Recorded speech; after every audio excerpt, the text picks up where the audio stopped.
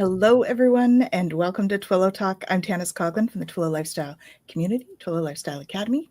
I am joined by my beautiful co-host, Jennifer Jurkofsky. Hello, hello.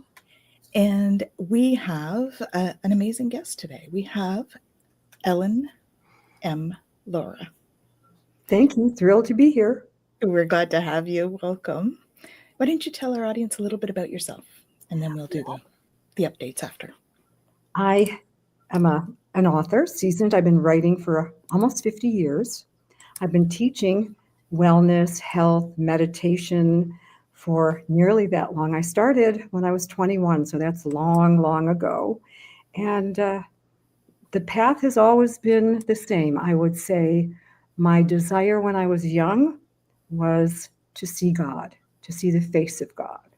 I used to drive my friends crazy. They were like, "Can we just go have a pizza and beer?" And you said about, when are we going to ever see God and hear God's voice and all of that. But that's been the quest. So none of that has gone away. It's always followed me. And of course, with lots of decades passing, I've had an opportunity to stay with the same thread, true to the divine. And as you said, allow me to be a vehicle for God and spirit and express what you wish the viewers to hear. And then what I found along the way that's helped me. Mm-hmm. Awesome. Beautiful. Awesome. I love that lifelong longing. Yes. Tongue twister as I'm trying to say it, but just to be able to recognize that and then honor that. When I was younger, I used to think, I want to go home to the ocean of love and mercy. I didn't even know what that meant. I hadn't read any Sufi books yet, but there was just some memory. I want to go there. I want to go there. So, yes. Awesome. Yet another connection in the Sufi. Yeah, the Sufi path. Mystics. Why don't you describe how you two met? Okay, so as I said, I shared a little bit earlier. This morning, I was on my little walk, and I was thinking about this and how I met Jennifer, and I thought, another spiritual synchronicity. But this was a blend of synchronicity and the algorithm, that thing on Facebook that tracks what you're looking at. So I had been invited to speak at an event, and my topic was the Lions of Lyra. So here I post on my Facebook page, I'm going to be speaking in October, my topic. And then before I know it, she pops up with her book. And I thought, at first it didn't connect. It's always following everything that we're doing. So that's how we met. And then as I looked at her web, I immediately bought the book. Thought, I love this book because that's what's spoken to me. The lions, I have a huge feline destiny, history, legacy. So all of that flowed together. And then I'm looking at her website and there's human design. And I thought, okay, that's another even deeper synchronicity. Because as I said, I found human design in 1997. That was before the internet, before the software of human design charts, all of that. And Ra, who was the Ra Ura Hu, was the person who brought human design into this world as we know it today. Mm-hmm. And he was in Europe somewhere, and I was in Las Vegas with one of my close friends. She was a meditator and a homeopath, and she had already taken the very first training he offered. And she said, let's invite him here. I said, well, how? So we sent him a fax. This is how far back this is, a fax. And he wrote back, very cryptic, you are opening a Pandora's box. And we're like, okay. But he came, he showed up in Vegas. We met him. He did lots of talks. He read charts. He read my chart. He read comparison charts. And that began the journey for me. So that was in 97. Beautiful. And I can tell you as much as you want to know about that. But, it's a matter of what your listeners usually are interested in. Awesome. Yeah. That's amazing. We'll definitely want to hear a little bit more, whether it's on the show or off. Yeah, definitely. So we usually do a little energy update. Mm-hmm. So I thought maybe we could do that now, and then we can get into whatever topics come up. Okay. Do you want me to go first, Jen, or?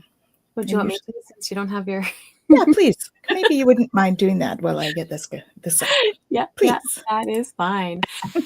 So right now we are in the middle of the gate 18. This is the current transit that the sun is in, and the gate 18 is working on what has been spoiled. In the Gene Keys, Richard talks about this moving from the shadow of judgment to the city of perfection through the gift of integrity. And so this energy is very much about the health of the mind and the way that logic and observing is going to be showing up in our energy. And so the victim kind of energy around this is that of judgments. So noticing, is judgment getting in the way? Is it coming up for you? Are you in a place where you're tightly holding on to your opinions and judgments? Are you able to see that from maybe a higher vantage point, that maybe there's other options out there? You know, Tanys, and I say on the show all the time, open and curious. Are we able to embrace that open curiosity to be able to see what is it that's going on? How is that impacting me? How do I feel about it? This is where integrity really has its place, because then I can look at all of what's possible and determine what really resonates within me and allow my body to bring that forward so that I can be in harmony. It's not about what the mind is trying to figure out or holding on really tightly to something. It's really about being able to be in that space that allows us to see the possibility of change and then notice, how can we step into that energy and hold space for what's possible. Awesome. So it's all about judgment. Releasing judgment, if we can. That's our releasing the judgment. This is going to be a big topic, I think, over the next little bit. And I'm very familiar with that gate.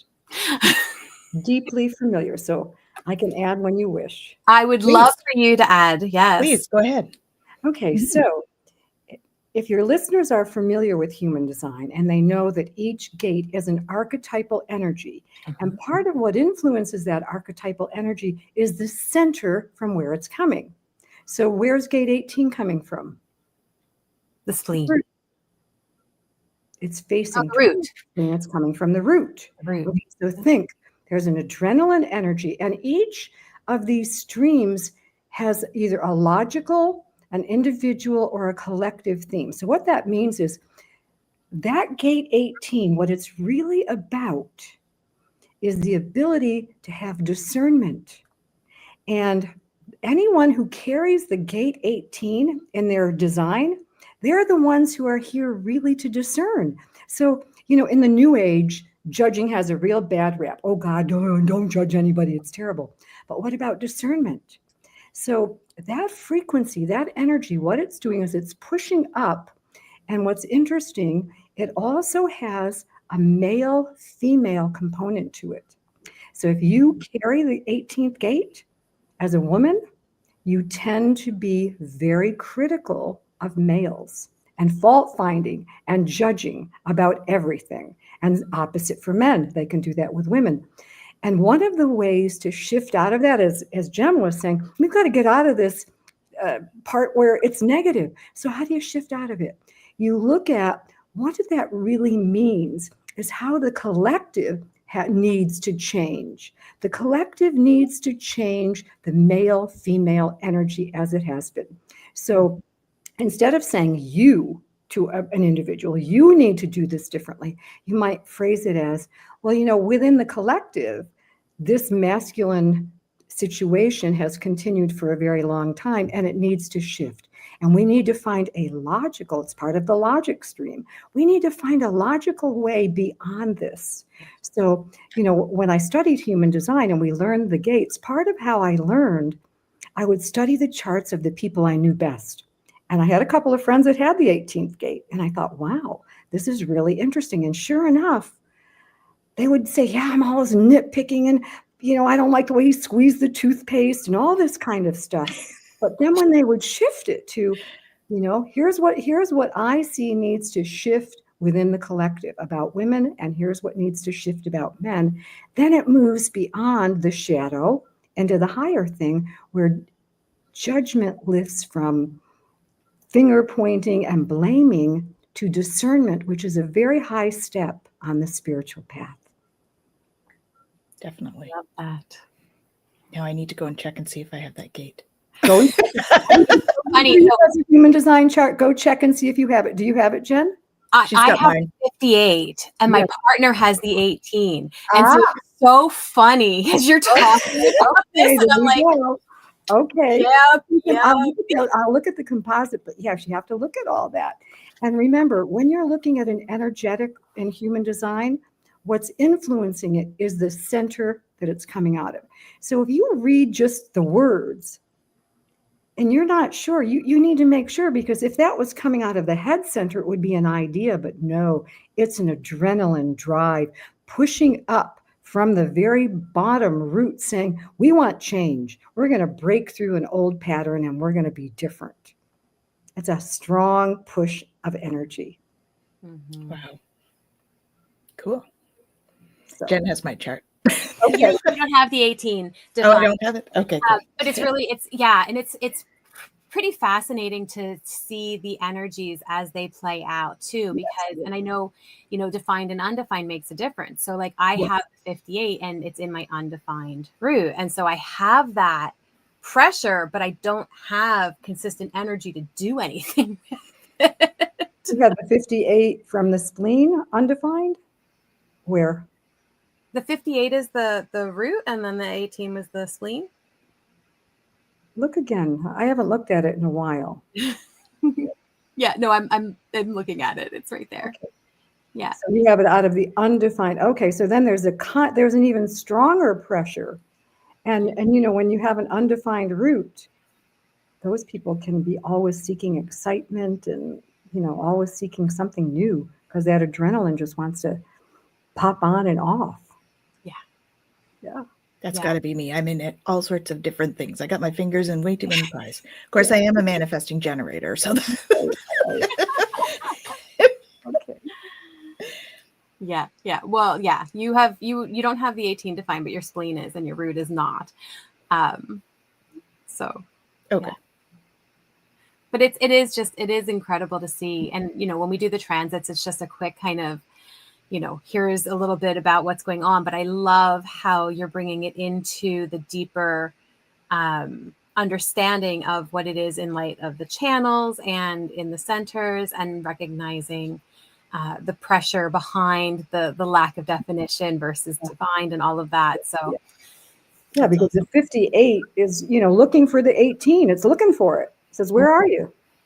Yeah, except when the 18 starts telling me all the things that are wrong. Yeah, I'm doing, then the 58's going, we need to fix this. Yeah. Us humans, we're just so messy. Yeah. That's awesome. But I love that. Thank you for adding insight into that. Mm-hmm. That's awesome. So let's take a look at the space weather and the Schumann resonance. So this is our Schumann today. We're actually not too bad terms here, but we did have some big spikes there in the last couple of days.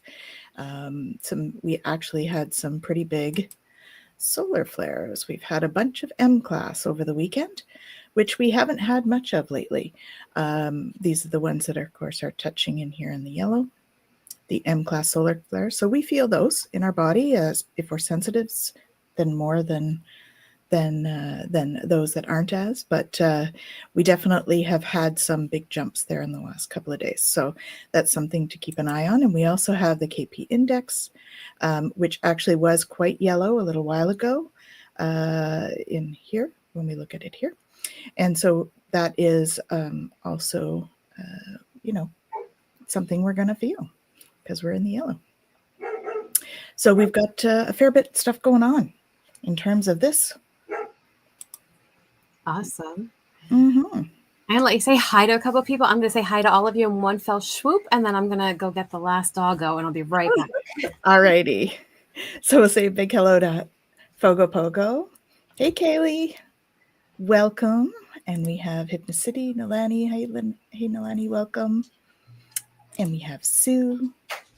Welcome, welcome. Thank you all for joining us. Today we have awesome conversation happening here.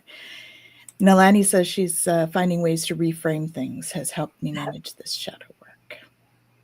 Absolutely. Mm-hmm. Absolutely. Well, I have to admit, Ellen, there's so many different places I want to go. Okay. Well, you just lead that away, Jen. Yeah. Well, I mean, like, think about it. We could go into the Lyran and the impact of all of that. We could go into the human design and understanding that and the impact it has for us.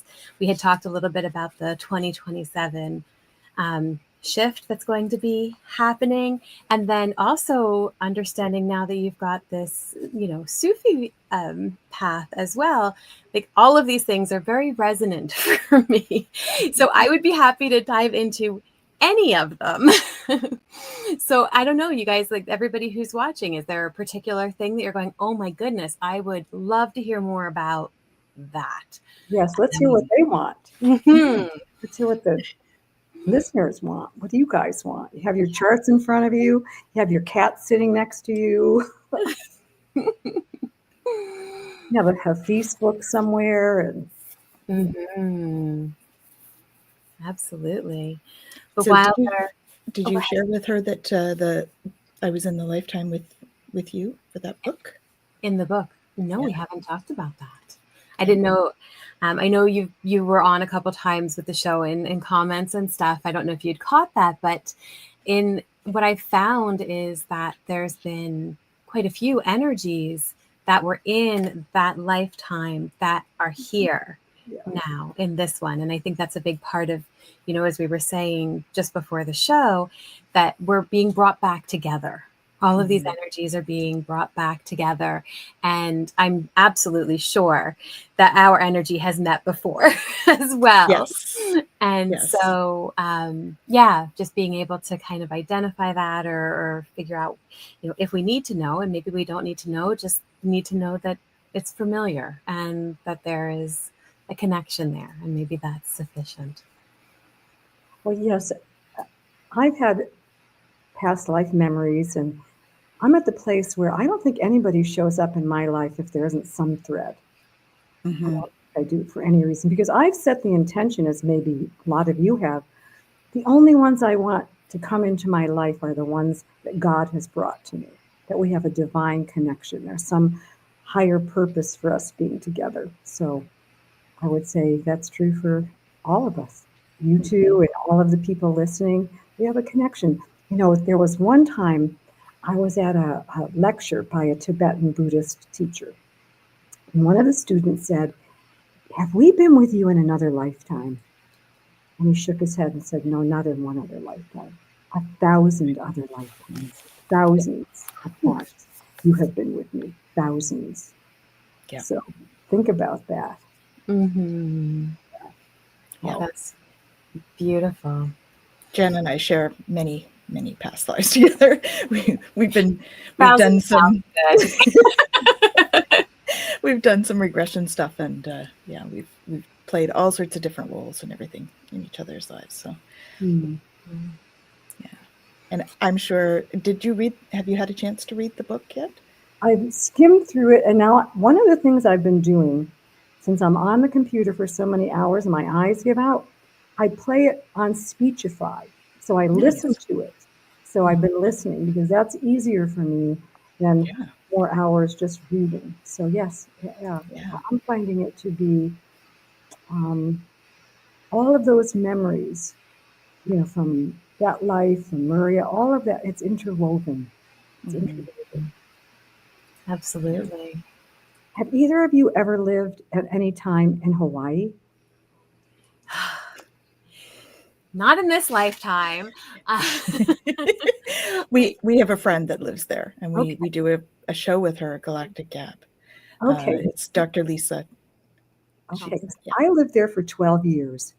And one of the times that I was there was a woman speaking about the underground tunnels that go in Maui, underground from Napili Bay, all the way through the ocean to San Francisco. Mm.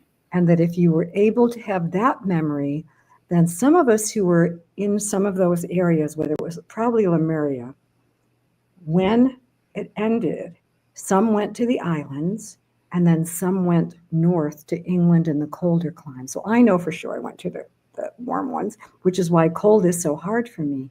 But I lived in Maui for 12 years. And one of the things I heard recently was that many of the spiritual community who are looking for safe places to be, as beautiful as Hawaii is, it is the most recent place that was built, because it came out of volcanoes, and it may not be here. Now, that said, what was also emphasized is your place of safety is dependent on your inner sanctuary. And it reminded me, years ago, I was living on Long Island, and we had friends who were always talking about how bad California was. So off they go to San Francisco, and they're there the weekend of an earthquake. And I thought, you know what? If you're meant to leave this world, you're going to leave, and hopefully not fearfully. And if you're meant to miss something, you're going to be elsewhere when it happens. So, I think that's what's important, that these threads from the past lives, they remind us of how we left and how we may want to do it the same with the same group, still gathering people, or are there any things we want to change about how this next transition happens? Yeah, that's so beautiful. Mm-hmm. I love that too about, do we want to do it the same or do we want to do it different? Because one of the things that had come forward with the book, and actually it was Dr. Lisa Thompson who noticed this, was that I was displaced in the book and I had to move. And I moved to where Tanys was in the Pleiades. Yeah. And where Lisa was in this remote planet, and that's where we are. Lisa's in Hawaii. I moved from where I grew up to Canada to where They're close to me. And we without knowing it and without being consciously aware, I should say, of what we were doing, we've relived and put ourselves in these locations that are reminiscent of what they were. Because you're anchoring energy there. Yeah. Yeah. Your presence there is anchoring some important energy. Yeah. So, yeah. Definitely. Yeah. It's really quite incredible. If we want to weave just a little bit about human design. Sure. Yeah. What you talked about, the 18th gate, that is what the sun is holding right now. Yeah.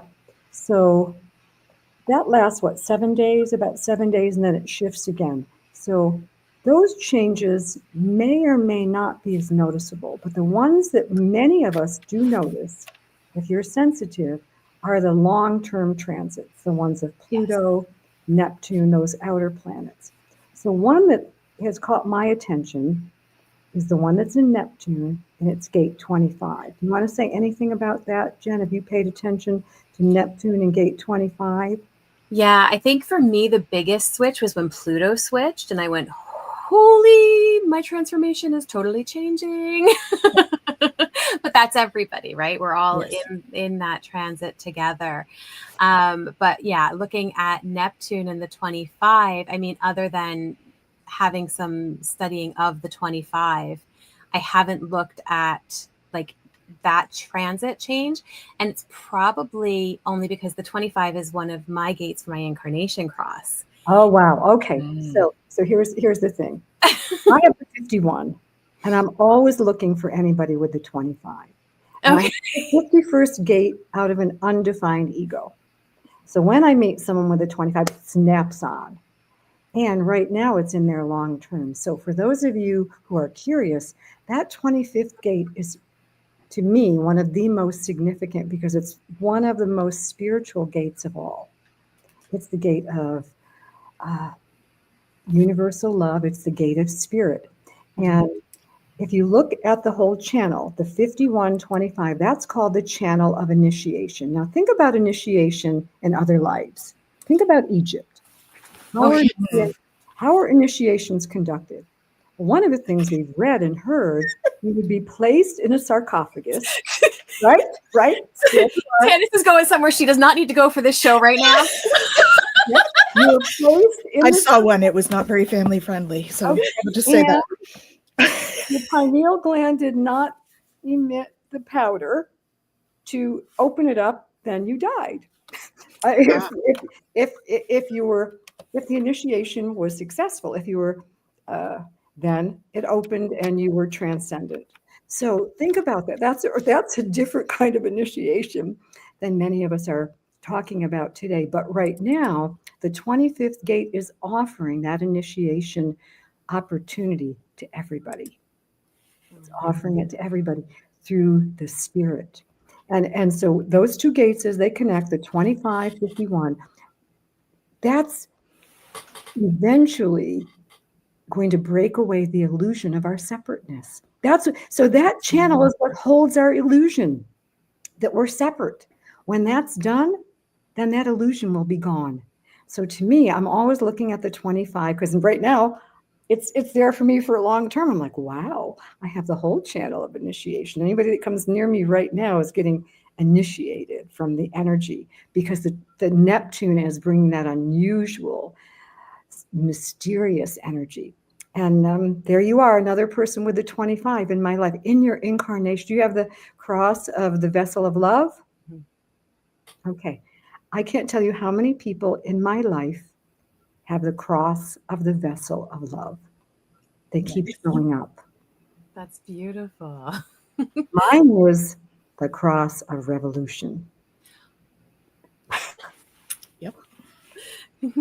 Well, hey, you've got that ability to initiate, and sometimes that initiation has to And have some revolution. yes. That revolution's coming. As I said, I've been here a long time. I've been wondering if we were ever going to have a real revolution, but I don't know. Maybe not physically. Yeah. I'm looking to see what mine is now. Okay. Do you have it there, Jen? Yeah, you don't have the 25 and the Does she have 51. the But you have 51? the 25 with Neptune right now. Does she have Yes. the 51? No. No. Okay. So we all have the 25, all of us together. Yeah, and I don't have Oh, the 51. Okay. And cross of unexpected 2. Rack's unexpected 2 is what's written. Yes. So anyway, I just thought that was interesting, since we were talking just a bit about transits. And, as far as what's coming in 2027, one of the things I remember, I studied with a shaman, and he said, there's a difference between a prophecy and a prediction. A prophecy is what could happen, and that could still shift. By the time it's a prediction, it's like looking out the window and the rain is there. It's hitting the ground. It's there. So some of these things could shift. I don't know how. I don't know how solid they are. So it depends on what lens you're looking at to say what's really going to happen in 2027. For your listeners who are familiar with human design predicts there's going to be a major shift, and that we see evidence of it already. And here's how. So we're right now in a phase that's been 400 years that's called the cross of planning.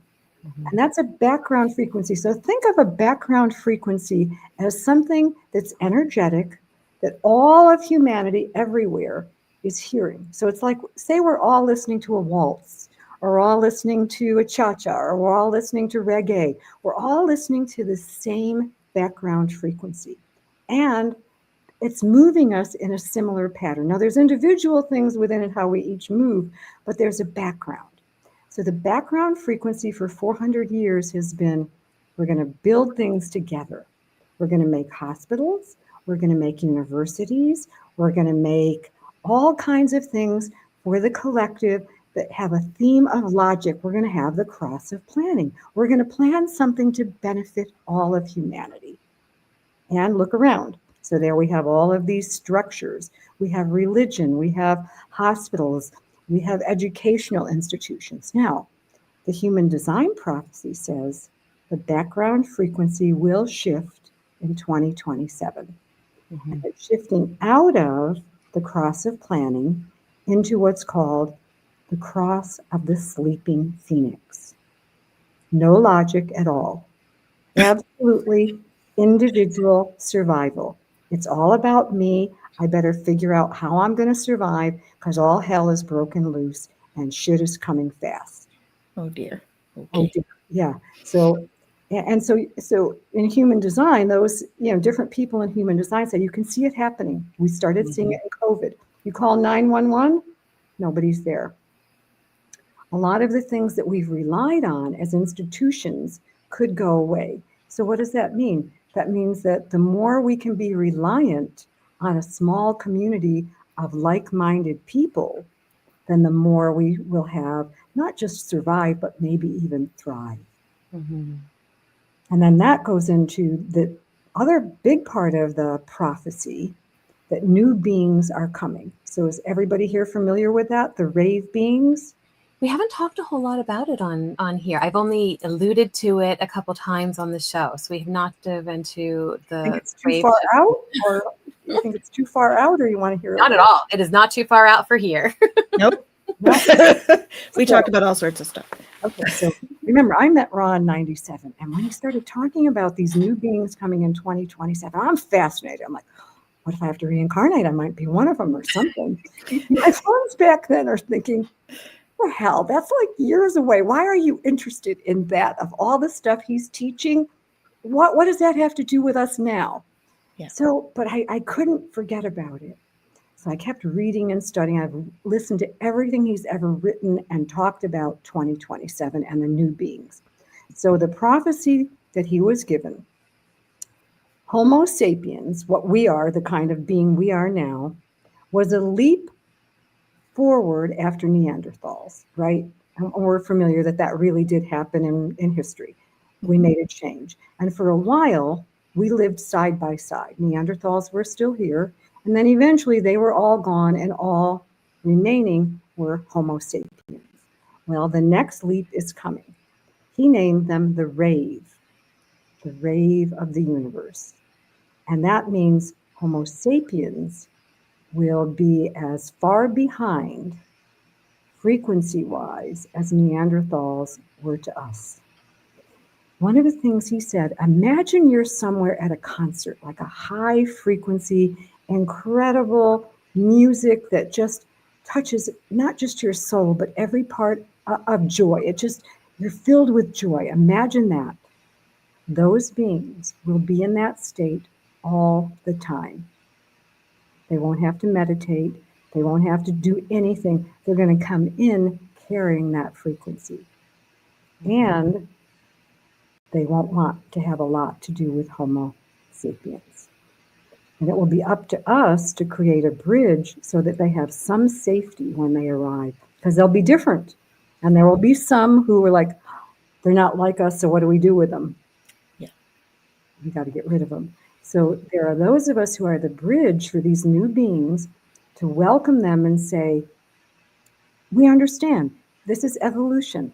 So Homo sapiens, this is a rap party for us. It's time to say, okay, this is what we've evolved to, and now there's the next stage, and welcome them. So the 2027 is not only going to bring the background frequency, but it's going to bring new beings into the world. And they'll be different. They'll be fine with the hot climate. They will not be meat eaters. They will not bargain for resources like we do. You give me this, I'll give you that. I'll give you a baby, you give me the money. All that's going to end. They will be very different. And he didn't exactly say how, but some of the explanation of how they would be different, but they would be the evolutionary leap. Mm-hmm. So, we'll see. Women will start giving birth to them in 2027. The first ones will arrive.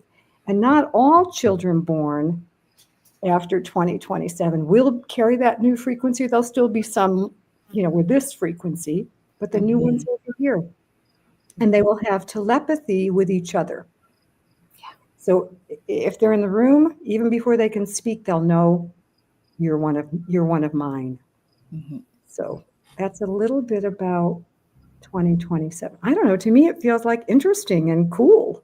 Absolutely. I've been fascinated by it. I know some of the things that I read too, we're talking about maybe even how, and you may know more about this, but what I read was that, some of the kids who have come through already that, are on the spectrum and all of that, there's been a lot of talk about how they're coming through ready for that body, but that body isn't here yet. Right. The design is not here. Yes. Exactly. And we see it with autism. They don't want to talk to us. They want to tune us out. It's not the right frequency for them. So, but the body is being redesigned. And so if you look at the human design chart and you see it's an energetic configuration, that's going to shift. Some of those gates are going away. New configurations are forming. So I've been watching. Now, remember, I've been watching this since 97, and I'm really curious, like, okay, let's see what's really happening. It's only, 2 years away now. Absolutely. I'm so excited too with the way that it's shifting as you're talking about, because, Ra talks a lot about how the awareness center, the solar plexus, is going to change from a motor to an awareness center like the spleen and the ajna. And so the way that we are with feelings, like Tanys is an emotional manifesting generator. And so that solar plexus is the authority right now, and it's all about riding the wave. But when that switch happens for the raves, it's just an immediate emotional awareness of knowing what's happening and what's going on. And I just think that is such an amazing thing. Like you, I'm like, can I come back as one of them? That's what I'm thinking. I'm like, let's do that. Well, see, right now, when you have emotional definition, which I don't have, when you have that, you have to find the awareness. You have to really work to get to the center. One of the ways, and Ra could be dark, he'd say, here's how you know when something's correct, when you're riding the wave. Say you want to kill your lover, okay? So when you're really, really angry, you want to kill him. Do you still want to kill him when you're really, really happy? If the answer is yes both times, then go ahead and kill him.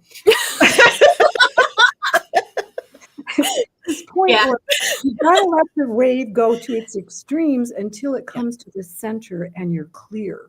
And then you can make a better decision, because the emotional center can right now in humans function as an awareness center. It's both. It can function as a motor and awareness. So you have that opportunity to bring us emotional awareness. And I don't know, when anybody's around you and you have emotional clarity, that's like amazing. You bring something brand new into the world. All of the emotional definition, you have this incredible opportunity to bring us a vision of what emotional awareness is going to be like. Yeah. It's exciting. I'm laughing because Nalani put for entertainment purposes only. Purposes only. Yes. We're not advocating killing spouses. That is not the message. The point was, Ra could be rather dark in the way he described how to learn. But you never forgot that image, right? No, exactly. Not at all. And it's such a beautiful thing to see him, like the way he's just right to the point. Yes. Like what is going to get it in and get you to understand it? And that's where he went. And so I was, to me, so happy that I got those years with him where, he read my charts, he read charts of other people. What a gift, And took the training, the analyst training with him, took the composite training with him, did all of that with him teaching, and got to ask him all kinds of questions. And everybody's experience of him was different. With me, he always had integrity. I can remember once I brought him charts, because I brought him lots of charts to read. And it was two friends of mine. I said, would you do this composite reading? He looked at the charts, put him down and said, no, I will not. I don't want the money for this, because she has all logical circuitry. He has all individual circuitry. She's going to try and make this man who is here to be different and unique like her. No, I won't read it. I will not do that. And he wouldn't take the money. And so, there's a lot of subtleties within human design of the circuitry and how we connect and so on. At the time that I met Ra, I was married. I've been married more than once, but anyways, I was on that marriage. We were together for 17 years. And so I give him our charts. And I'm still learning, I'm learning about the charts. I have mine and his. And one of the things he said is, anybody who wants to change you is your enemy. And I thought, oh God, I'm my husband's enemy. I want him to change all the time. I'm constantly wanting to change him. And then we're looking at the charts. Now, again, for your readers, if you understand, and your listeners, within your design, you could have single, split, triple split definition. What do you guys have? I'm a single split, and Single. Tanys, you're also a single split. Well, you're either single or split. It's Yeah. not the same. Single. Well, it says split Single. all, so single. Your single definition. Mhm. So everything's all connected. You're not split. All No, your correct. channels are connected. Sorry, it's split. It's one split, not single. One split. And okay, anyway. So when you're split, it means like there's two movies going on at once. You know how you see the TV within the TV? And you need to be aware of those two splits, because different people in your life are going to respond. One group of people might like that part of you. Another group might like the other part. And so you want to find people that accept all of you. But anyway, I kind of went on a tangent there. So he's looking at my chart. I'm triple split. Looking at my husband's chart, he's triple split. In the composite, we become quadruple split. Not only do we not bridge anything, we become more split. And he looked at that and he said, wow, relationships are about love. They are not about design. And you must have really loved each other to live with this design for all those years. Because you couldn't have come up with a more difficult design. And then I thought about it and I thought, well, when did we meet? We met when I was in Mexico. One of the things that I pursued was holistic healing. So there was this holistic healing center in Mexico where a group of us went to discover more ways for alternative methods of treating cancer. That's where I met Tom. He was down there for the same reason, exploring all of this holistic treatment. And we lived sometimes, 2 or 3 of us together. And his best friend was there with us almost all the time. He bridged the split. So here we are together thinking this is who we are. But once we were alone, there was just constant challenges of this difficult chart. So again, you asked what I do. One of the things I do is I will look at charts for people. I will look at your composite. And when you look at 2 charts, what you're seeing, as I said, is relationships are more about love. But when you see the composite, it's like who brought what to the potluck? Yeah. You brought this, you brought this. So let's just be aware of what we each brought and do our best to accept this is what my partner brought. So if any of you ever want a composite, for any of you here, I will do it at no charge. You just have to kind of find a way to get in touch with me through my website. Oh, that's you. awesome. Jen did a composite for her and I, and we complete each other. Okay, so that bridges your split? It bridges our split. Yeah, okay, yeah. That's important in relationships. Yeah. It's really neat to see, how it does that, and then noticing the different aspects of it, right? Electromagnetic, we have a whole lot of electromagnetic. And so that was really neat to see. And again, that, magnetic in turn, it can push or pull, but we're able. Love, hate, yeah. You want to look at the ones that can be the most challenging are the ones that are called the compromise channel. Yeah. Because it feels like you have something similar, but one has to give in to the other one. Mm-hmm. Yeah. And it's neat because being able to do this chart, and again, for anybody, who's watching, like, I really appreciate that offer, Ellen, but being able to notice exactly where that compromise is so that we're aware of it, so that we don't overstep each other. Yeah. Mm-hmm. Yeah. And, we started off by saying, I started this path long before human design. Now, when I found human design, the belief I had was that if everybody would just meditate and pray and be kind, everything would be fine. And then I started reading charts. I thought, oh, wow, this stuff's programmed in for some of these people, like shaking hands with the devil, promiscuity, there's some heavy stuff in there. I had a really hard time in my training. I said, how do I tell these people that? Here's what the teacher said. Look at the chart, read it to them, charge neutral. They already know it. Mm-hmm. You are not judging it. You're just helping them to understand this is how they're plugged in. So then I pulled way back from human design, like, okay, is this how we're plugged into the matrix? There's got to be something beyond human design. If this is how we're plugged into the matrix, then it's just another thing to say, okay, I see this, but I'm not going to ignore it. Okay, here's why I'm not going to ignore it. It's like knowing what kind of vehicle you're in. Do I have a Jeep, a truck, a little convertible? Where is it best for me to go and where is best for me to be careful? But it doesn't mean that I am just the vehicle. I am something more than that. So I want to make sure that we all consider that's my perspective. Whatever your design is, that's another layer of something for you to consider how to move around in this world, but it's not all of who you are. Now, a lot of human design people would disagree with me, but that's okay. I agree with you. Yeah, everyone has their own piece of the jigsaw puzzle called life. Absolutely. And not everybody's pieces are supposed to fit together. Yeah. And that's okay. Yes.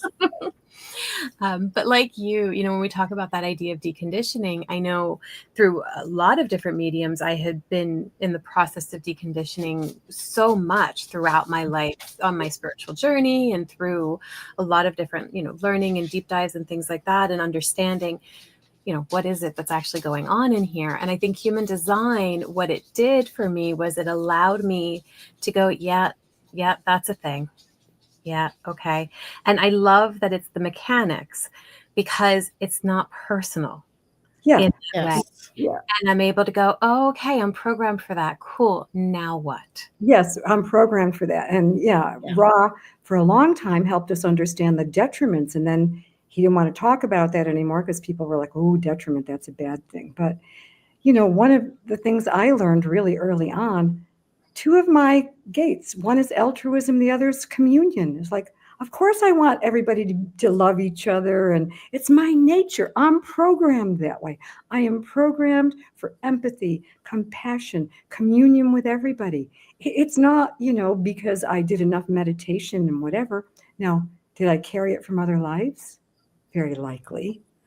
Yeah. Still, it's programmed in there. Mm-hmm. It's programmed in.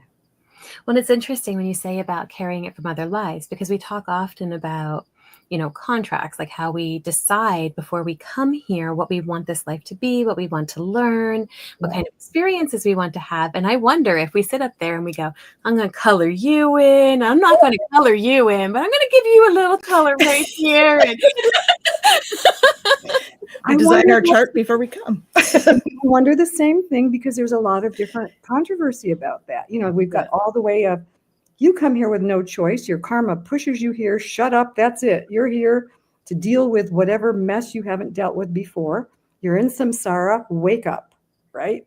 All the way to there's a contract and you chose. And so there's a lot of different perspectives. And, one of the things that I tend to not do is pick the thing that just makes me feel good for a little bit.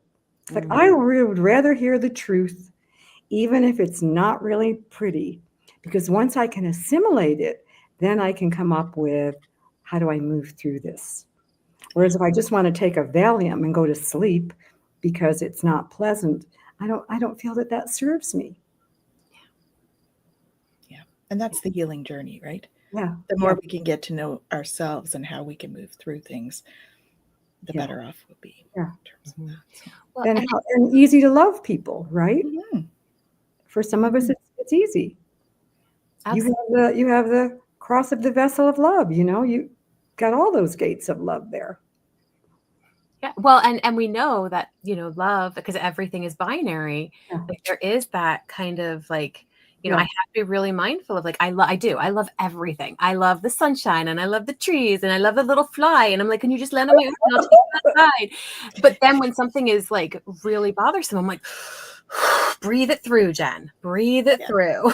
Yeah. Right. And I have to remind myself that like I have that program. It doesn't mean that I have to go into it or that I have to allow it to take over, but I recognize it's there.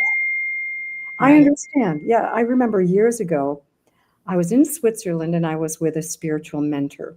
And we were in this beautiful thing, where you ride up, what are those called? The lift on the way up over all the mountains. And we're looking down. And I felt such immense gratitude. And I said, I'm so grateful to have you as a teacher. And he turned to me and said, well, it would be good if you loved all of humanity the way you love me. And I thought, oh, no, I do not. I do not. I do not. And I remember I said, could I start with animals? I love animals. Isn't there a role in the universe where I love all the animals beyond anything you could ever imagine? Do I really have to do humans? And then I look years later in my human design, I only have one of the gates of love, love of humanity. So again, there's the polarity. I'm here to love them, but I'm also, like, come on, people. You are human. You're allowed to have human emotion. That is part of the journey. It's all part of the journey. Yeah. Indeed. Absolutely. Absolutely. But I do love what you were saying too about the hard stuff and being able to face the hard stuff. Yeah. And I think that that's one of the things I really loved too when diving into the human design is that piece of like, okay, I see that that's there. I see that that shadow is there, or I see that not self is there, and I'm able to understand it. And I remember driving with my eldest who, I'm a projector. And so I can't tell anybody anything without them getting mad at me unless they ask. So I just start leaving some human design stuff laying around and I'm reading stuff. And then all of a sudden, what are you doing, Mom? And I'm like, oh, it's this really neat thing. And then I don't, and I keep going and, well, what is it? Well, it's just, here you go. And right. And just letting it kind of unfold that way until finally Ray was like, can you let me have the software? Can I read like about myself with it? And I'm like, oh yeah, here you go. And got the whole program set up and everything. And we're driving one day and Ray's reading and it's like, oh yeah, I do that, don't I? Yeah. Oh, what are you reading about? And then, and I'm like, oh yeah. And it's funny because it's like, these are things that if they get pointed out, it's like, I don't do that. Blah, blah, blah. Yeah. But then being able to read it and go, yeah, because there's no judgment in that when it's being read. It's just like, oh, it's in your face, huh? Yeah, I guess that is something I do. It's good when we get it, and we're not resistant. One of the things Ra always said was, human design is really for children. It's best if they learn this young and the parents teach it, because by the time you're 30, 40, 50, and whatever, you have so much conditioning. I remember I did a chart for a woman once. Now, this one was a medical doctor who had left the profession. She didn't get along with anybody, and her views were ostracized. She was like an outcast. And she'd also been thrown out of every other spiritual and religious group that she was in. And I'm looking at the chart, and there's the heretic, and she's like, no, I that's not even close. And I'm like, okay. This is what you've been doing your whole life. That's why they tossed you out, because they don't like that you bring this up, but this is who you are. This is part of what you're doing. And it's not a bad thing.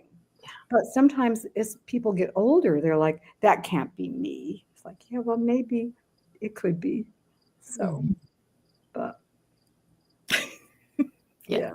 I have heretic. There you go. Right? You've been kicked out of groups and, I haven't. But maybe you found the ones that allow you to speak up. You've been fortunate in that way. Good. Yeah, but I do tend to also made your own groups. Exactly. Yeah, that's what I've done. I was like, follow the ones who are okay with that.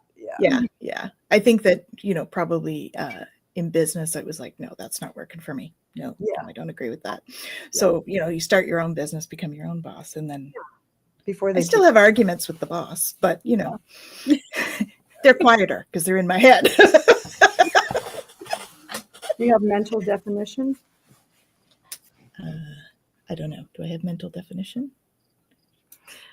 You've got your ajna defined, but not your head. Okay. So, Yeah, plenty of good stuff there. Yes. Yep.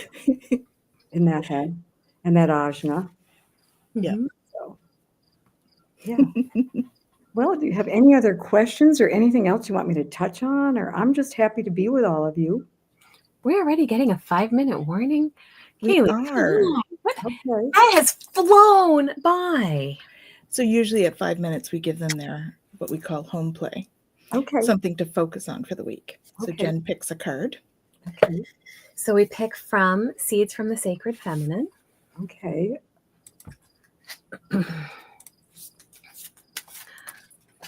Okay.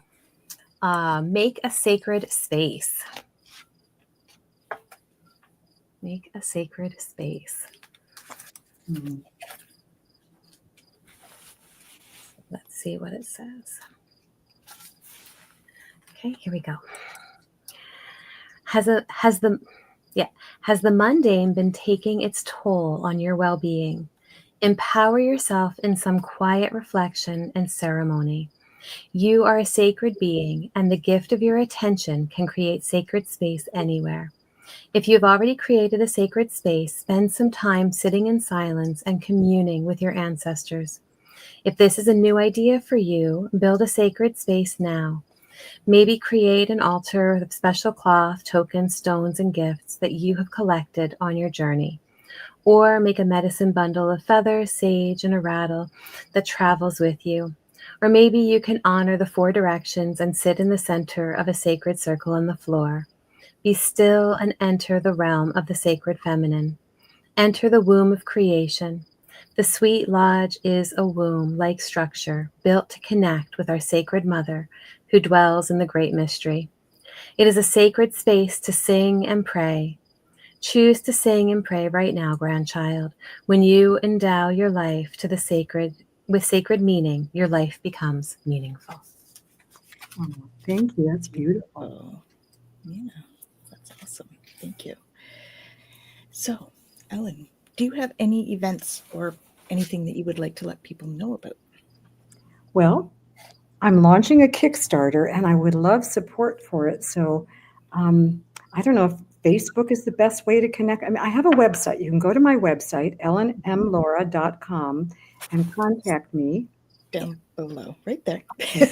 Okay. And you can find me on Facebook. That's how I found Jen. But the Kickstarter is about the book that I wrote called Pussycat Messages. And there's lions from Lyra in there, and there's magical cats, and there's past life connections and all of that. And so I've never done a Kickstarter. I thought I'd experiment with this, rather than just immediately publish it as an ebook. I thought, let's see what Kickstarter does. So you go on there, you just sign up. For now, it's free. Then if you want to buy the ebook, when Kickstarter actually launches on October 20th, it's $10. So I would love that kind of support. The more people that support the Kickstarter right now, that would be amazing. That would be my wish and my request. If all of you can go on my Kickstarter, I would be thrilled.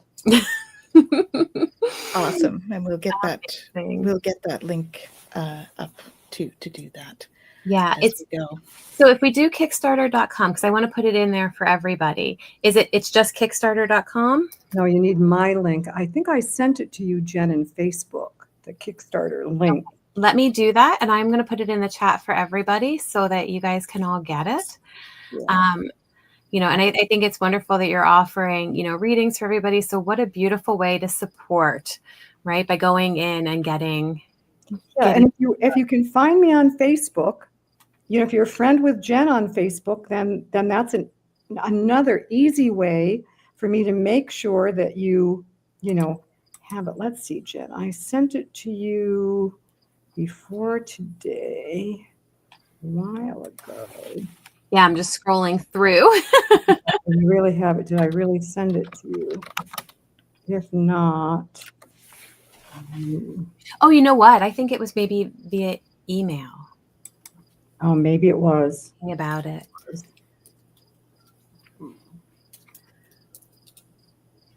Maybe it was.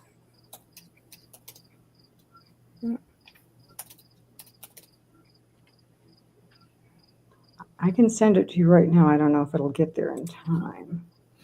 If you put it in the side there where it says private chat on the right-hand side of the screen.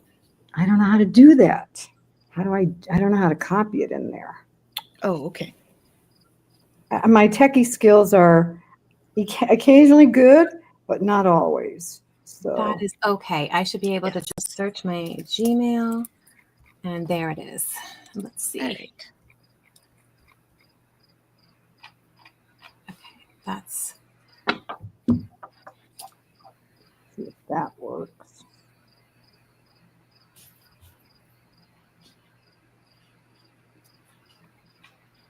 no. I have the book.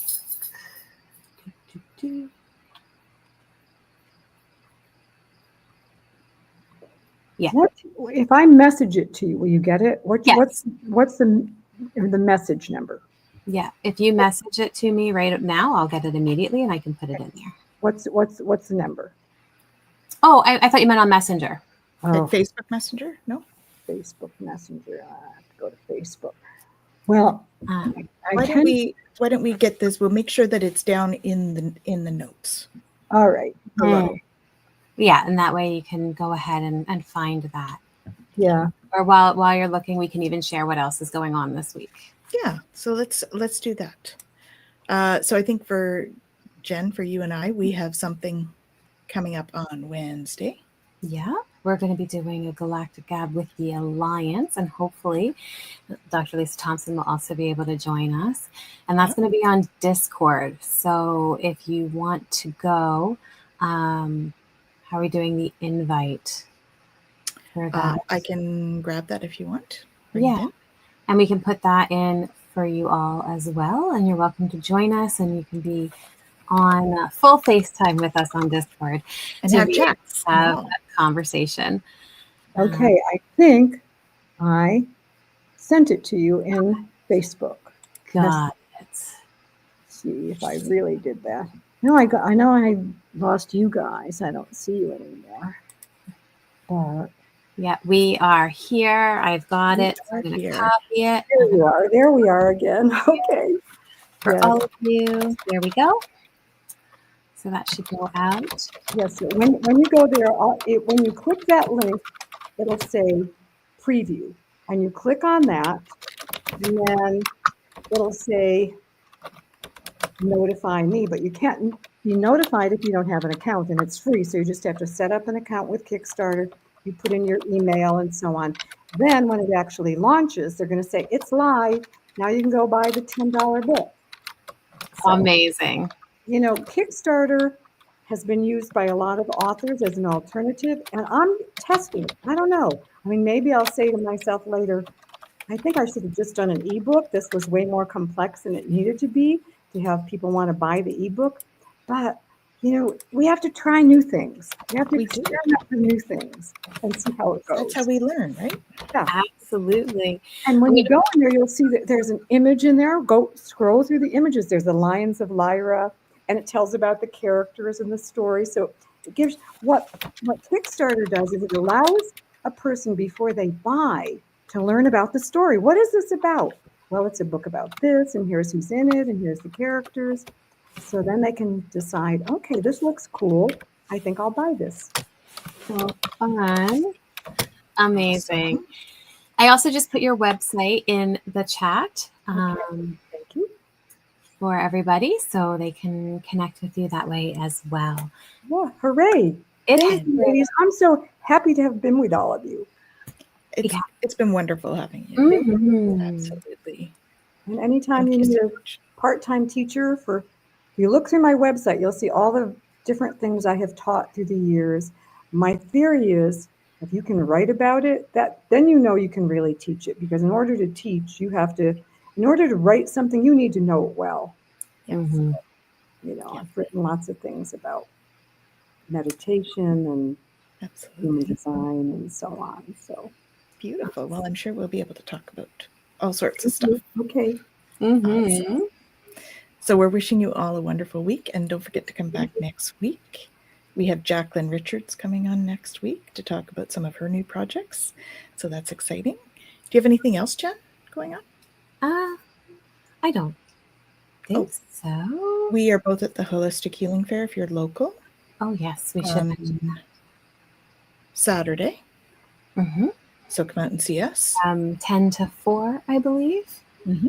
And I think the first 50 people get a grab bag. So So come see us early. there you go. There you go. And Kaylee said that the Kickstarter link worked. So yay Awesome. on that. Okay, that's amazing. Perfect. I'm glad. And then I had some friends, well, I clicked on the link, but I couldn't figure out what to do. You have to set up an account.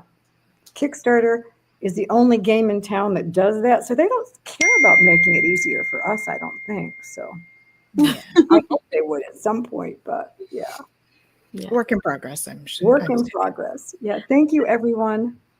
Thank you. Have an awesome week, everyone. We'll You see you too. soon. Bye-bye.